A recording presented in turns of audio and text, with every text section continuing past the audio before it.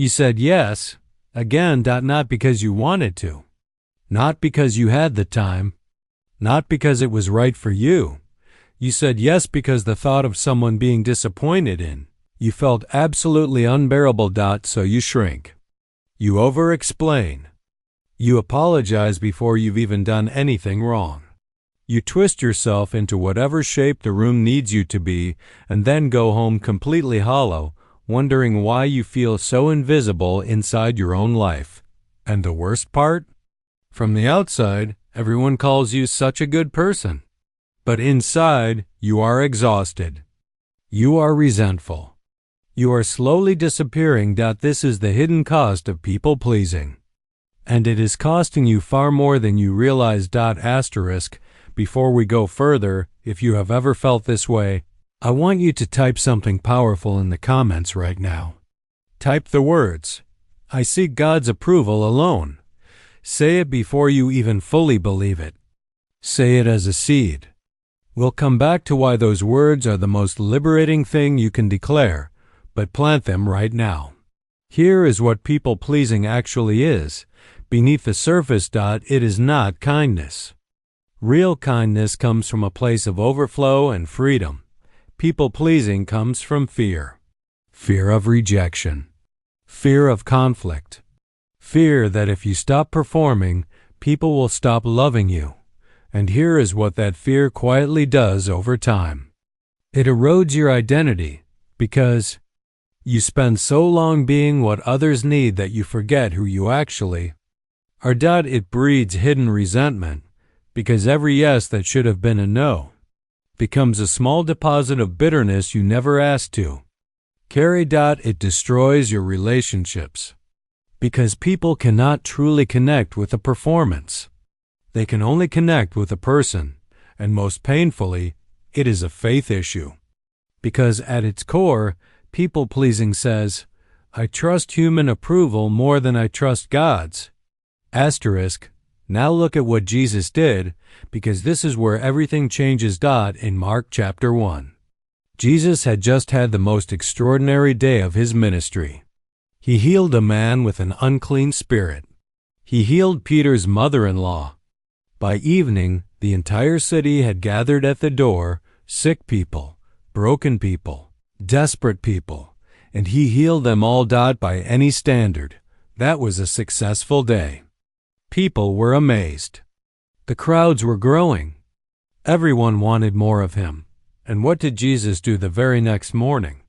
Very early in the morning, while it was still dark, Jesus got up, left the house, and went off to a solitary place where he prayed. He left.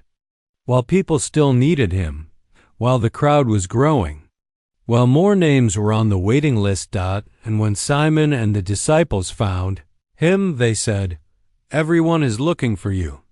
And Jesus answered, Let us go somewhere else. Let that sink in. The Son of God, with the power to heal every person in that city, looked at the crowd's expectations and said, That is not what I am called to do today. He was not rude. He was not unkind. But he was completely free from the need for their approval. Why? Because he had already spent the morning anchored in the only approval that mattered, his Father's. Then turn to Galatians 1:10, where Paul makes it even more direct. Am I now trying to win the approval of human beings or of God? Or am I trying to please people? If I were still trying to please people, I would not be a servant of Christ. Paul is saying this plainly.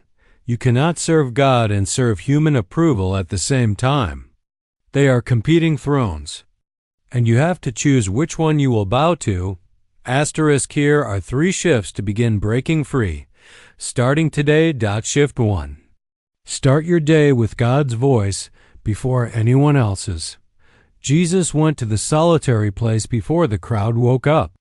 He filled himself with the Father's voice before the world's demands began.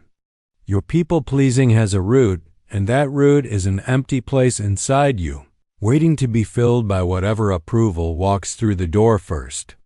Fill it with God's before the day begins. Shift 2. Understand that no is a complete sentence. Jesus said, Let us go somewhere else, with no lengthy apology, no guilt, no over-explanation. A boundary is not a rejection. It is an act of honesty. And an honest no is holier than a dishonest yes. Shift 3. Ask the right question before every decision. Not, will this make them happy?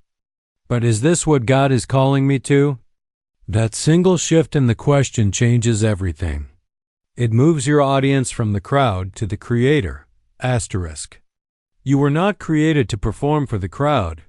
You were created to be known by God and to walk in what He actually called you to do. The next time someone's disappointment tempts you to abandon your boundaries, your calling, your truth, remember Jesus in that solitary place. Remember Paul's declaration. And remember this, you cannot be a servant of God and a servant of human approval at the same time. So choose today. And if you choose freedom, type I seek God's approval alone in the comments right now. That is your declaration. Let it be the beginning of something new.